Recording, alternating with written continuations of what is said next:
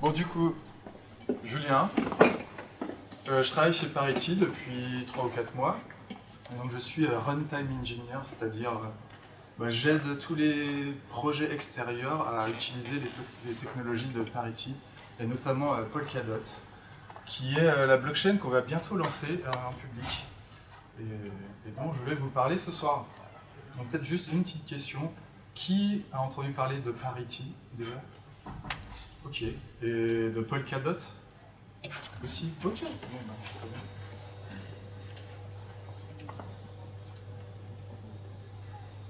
Bon, je vais déplier un petit peu tout ça.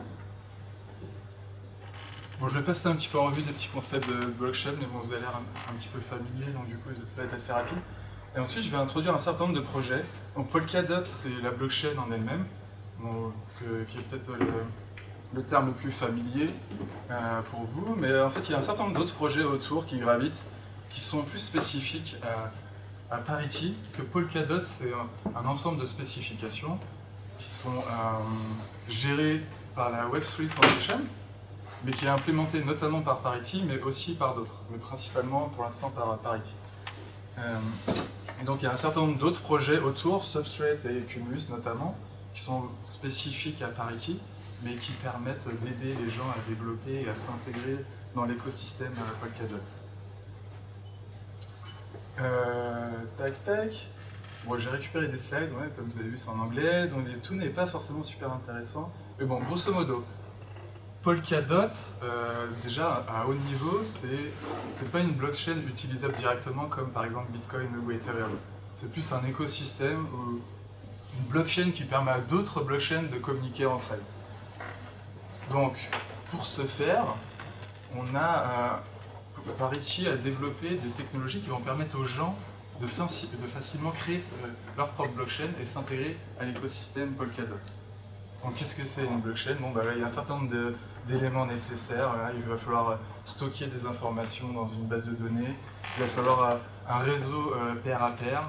Il va falloir gérer des algorithmes de consensus, ouais, pour savoir qu'est-ce qui va faire foi dans la blockchain. Mais la plupart des blockchains ont déjà prédéfini à l'avance ces éléments. Mais dans Polkadot, parce qu'on n'est pas juste une blockchain, mais un réseau de blockchains, chaque blockchain qui fait partie de ce réseau va pouvoir choisir ses propres implémentations ou algorithmes pour chacun de ces éléments.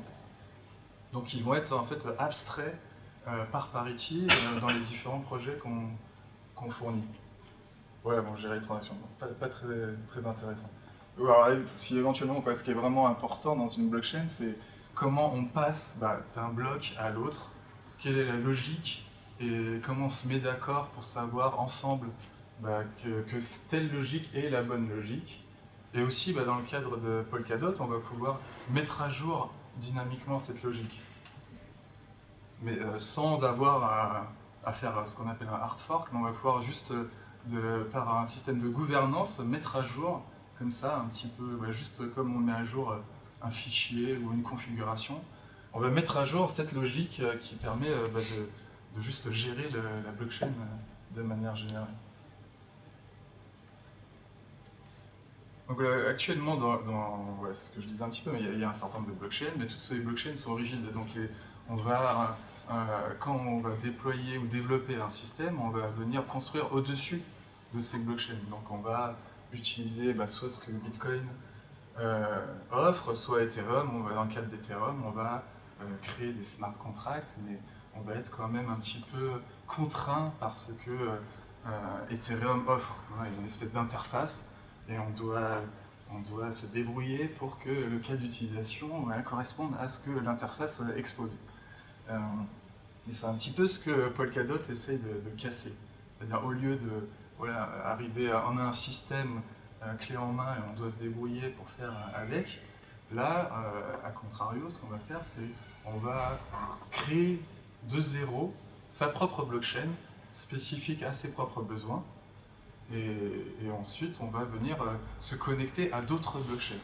Donc chaque blockchain va être potentiellement différente, va avoir des cycles de vie différents, va avoir peut-être une fréquence de mise à jour différente.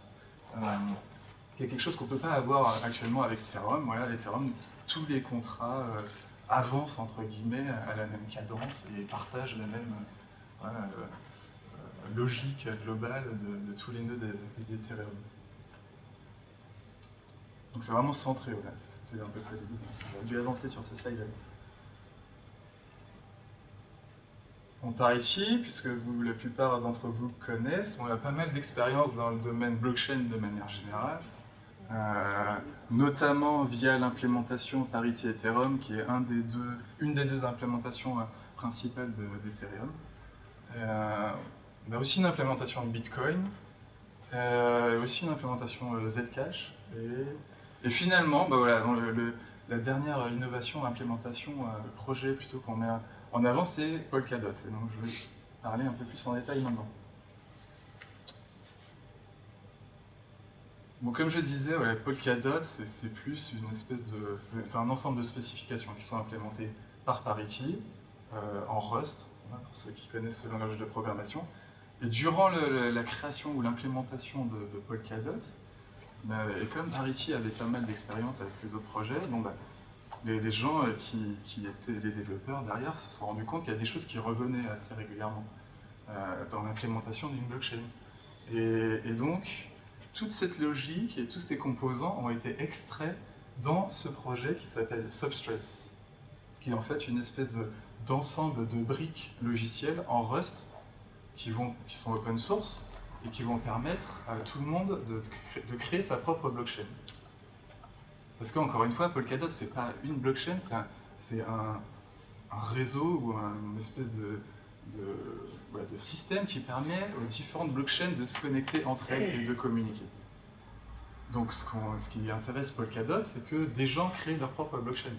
Au lieu d'écrire un smart contract Ethereum, là vous allez carrément écrire votre propre blockchain. Et bon, du coup, c'est un peu ambitieux comme tâche. Donc, d'où l'intérêt de Substrate. Voilà, on arrive, on prend les blocs, on les assemble, et on limite au maximum le travail nécessaire. L'idée, c'est que les gens qui créent une blockchain dans l'écosystème Polkadot bah, se contentent de choisir les bonnes briques et ensuite d'implémenter uniquement leur logique nécessaire à leur blockchain. Mais qui est pas... qu'on n'ait pas à penser à comment implémenter l'algorithme de consensus, par exemple. Voilà. Bon, encore une fois, j'aurais dû avancer un peu plus, mais voilà. C'est open source, modulaire, c'est un ensemble de briques qui est relativement bien défini et qu'on peut assembler entre elles et qui permettent au final de créer sa propre blockchain. Bon, tout ce qui est nécessaire à la création d'une blockchain est extrait dans Substrate. En fait, l'implémentation de Polkadot de Parity est implémentée en majorité via Substrate. Donc en fait, la majorité du développement de Polkadot se fait dans le repo de Substrate. C'est le code de Substrate. Voilà, donc un petit ensemble, une section pardon, plutôt de tous les composants qu'on peut trouver là, dans Substrate. Voilà, c'est toutes les choses qui... Certains sont relativement bas niveau, mais d'autres plus haut niveau. Par exemple, il y a une brique qui permet de gérer des smart contracts.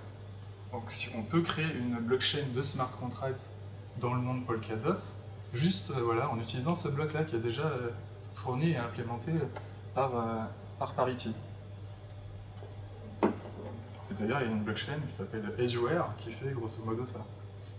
D'autres choses un peu plus haut niveau, par exemple, tous les concepts de gouvernance, de démocratie, d'élection ou de staking, hein, parce que le Polkadot est une blockchain qui utilise Proof of Stake. Bon, je ne vais pas rentrer dans les détails maintenant, mais même cette logique-là est abstraite et réutilisable potentiellement dans votre blockchain. Donc si vous créez une blockchain dans l'écosystème Polkadot en utilisant Substrate, vous pouvez créer une blockchain qui elle-même utilise Proof of Stake. Ou pas, ça pourrait être une blockchain qui utilise Proof of Work, par exemple. Ou juste si c'est une blockchain que vous maîtrisez globalement en entier, ça pourrait être juste que des composants que vous maîtrisez, et donc du coup, ça serait ni Proof of Work, ni Proof of Stake, ça serait juste vos nœuds à vous.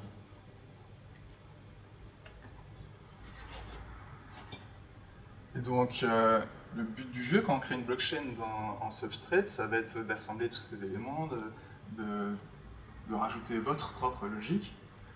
Et au final, on va se retrouver avec ce qu'on avait présenté avant, la state function, non, la state transition function, qui est la logique en fait, de votre blockchain, et qui est au final ce qui est important. Et toute cette logique-là, elle va être encodée d'une manière qui va permettre de la mettre à jour facilement via des mécanismes de gouvernance. Donc les gens, par exemple, pour Polkadot, on peut voter pour mettre à jour la logique d'exécution de Polkadot lui-même, via des mécanismes de gouvernance.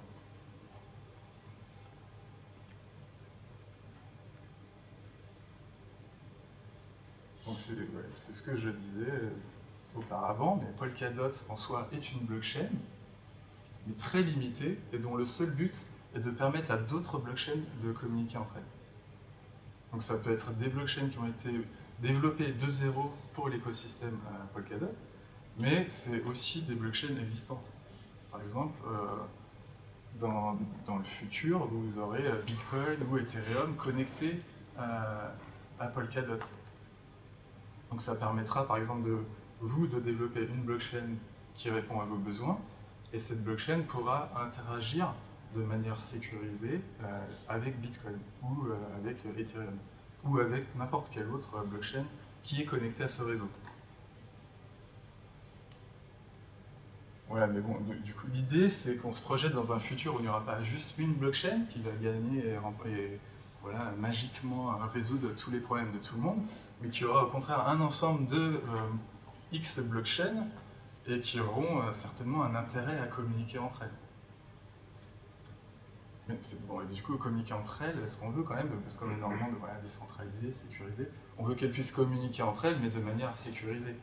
C'est-à-dire que si je communique avec Bitcoin, si je veux faire communiquer Bitcoin et Ethereum, bah, je veux être sûr que si j'échange un Bitcoin en Ethereum, je ne veux pas perdre mon Bitcoin parce que je me fais arnaquer par ce système. Donc il faut que tout reste quand même dans les concepts de sécurité qui sont apportés par la blockchain.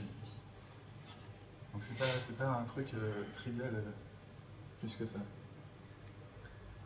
Donc qu'est-ce que Polkadot apporte? Du coup, c'est ce premier point, c'est ce que je viens de dire, c'est comment faire en sorte que toutes les blockchains communiquent entre elles. Bon, déjà, c'est assez énorme. Ensuite, bon, un second thème, c'est comment scaler. C'est un peu un thème récurrent dans l'univers des blockchains, c'est-à-dire comment faire en sorte que ces systèmes puissent gérer autant de volume et puissent offrir des performances nécessaires à tous les cas d'utilisation. Dans Polkadot, on résout ça notamment en ayant des blockchains individuelles. C'est-à-dire qu'on ne va pas saturer une seule blockchain avec un smart contract, comme CryptoKitty, parce que là, CryptoKitty aurait sa propre blockchain, et les autres sont indépendantes. Elles peuvent chacune avoir leurs propres contraintes en termes de performance. Et le troisième point qui est aussi assez fondamental, c'est que toutes ces blockchains qui sont connectées à Polkadot, parce que souvenez-vous, Polkadot lui-même est une blockchain, donc la sécurité, qui est un truc fondamental dans une blockchain, la sécurité de chacune de ces blockchains, elle va être fournie par la blockchain de Polkadot. C'est-à-dire que chacune des blockchains n'aura pas à se soucier de sécuriser sa propre infrastructure, c'est fourni indirectement par Polkadot. Donc il n'y a pas besoin, par exemple, de réfléchir à avoir des mineurs comme dans Bitcoin, dans le monde Polkadot. On peut décider que la sécurité fournie par Polkadot est suffisante.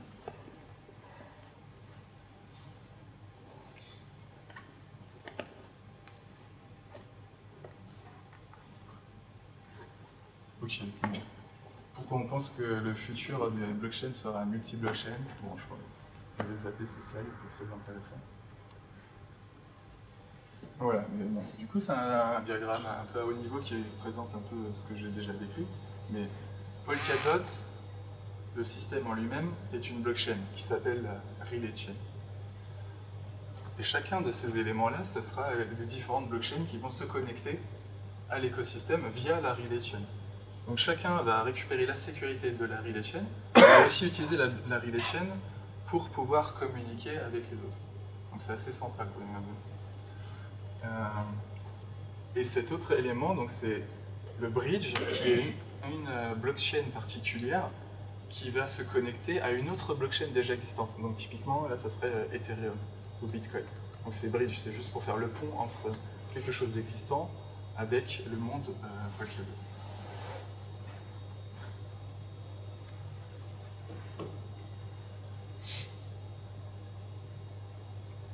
Bon, ça il est un petit peu technique peut-être, mais du coup, souvenez-vous, Substrate, qui est l'ensemble d'éléments qui permet de créer sa blockchain, on peut créer une blockchain en utilisant Substrate qui ne sera pas connectée à Polkadot du tout. D'ailleurs, je peux créer mon clone d'Ethereum, comme ça, tout seul, qui vivra dans son coin, qui n'a rien à faire avec le reste de Polkadot. Mais en même temps, parce que nous, ce qui nous intéresse, c'est que vous veniez dans ce réseau Polkadot. Donc ça sera très simple de prendre votre développement existant de Substrate et de venir l'intégrer et le connecter de manière sécurisée à l'écosystème Polkadot. Mais c'est quand même, dans l'absolu, c'est quand même super intéressant d'avoir déjà accès à cette technologie open source Substrate pour faire des développements de blockchain ou même juste de composants pair à pair de manière générale.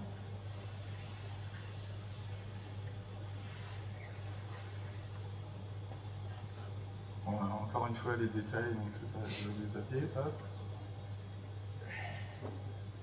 Bon, après, il y a des petites nuances technologiques, mais je pense que c'est un petit peu trop pour le scope de ce soir. Voilà, donc juste pour présenter, une fois que vous avez votre blockchain développée avec les composants de Substrate, pour l'intégrer à l'écosystème Polkadot, vous allez utiliser cet autre composant qui s'appelle Cumulus. Et c'est lui qui implémente, donc qui fait toute la tambouille magique pour faire en sorte que votre blockchain locale soit reliée à l'écosystème Polkadot.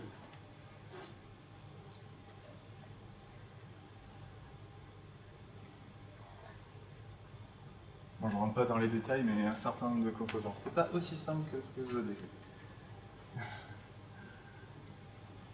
Et dans l'écosystème Polkadot, mais côté Parity, c'est-à-dire l'implémentation Parity de Polkadot, vous avez un certain nombre de projets. Donc, des librairies JavaScript et une interface web JavaScript qui permet d'interagir avec à la fois votre blockchain et l'ensemble de l'écosystème Polkadot, donc polkadot.js. Un client léger, c'est-à-dire une manière de communiquer avec votre blockchain sur des environnements contraints du type téléphone mobile ou browser, sans avoir à faire partie de tout cet écosystème.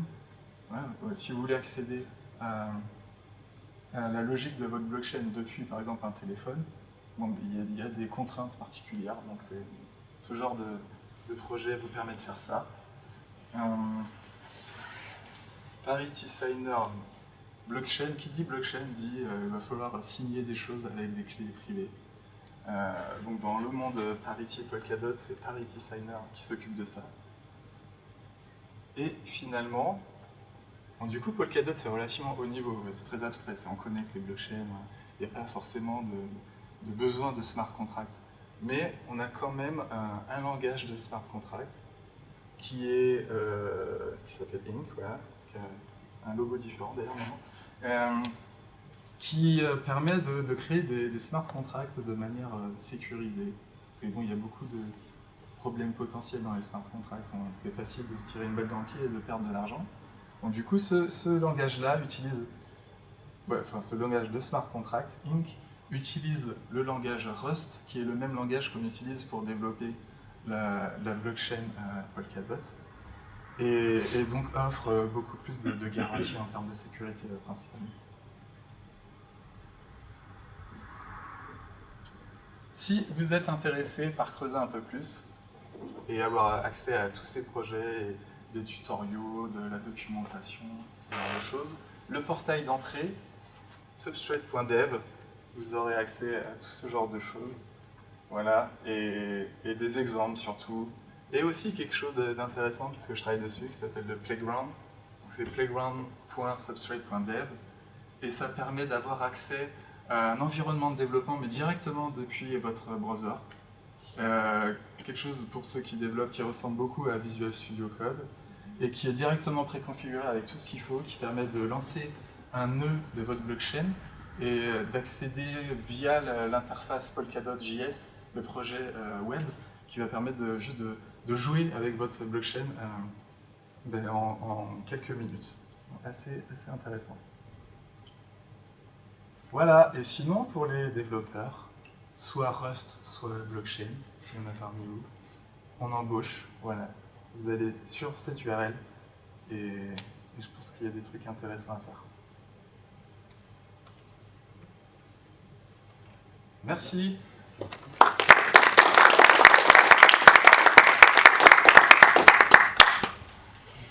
Numéro 2.